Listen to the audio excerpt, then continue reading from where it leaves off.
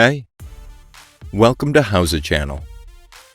In today's tutorial, you will learn how to remove a double chin in Photoshop.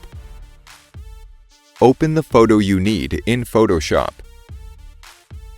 Click on the lock next to the layer to unlock it. Click on Filter at the top menu bar and select Liquify from the list. Choose the Zoom tool from the left sidebar. Zoom in on the face. Select the finger tool from the left sidebar. Draw around the chin to remove it.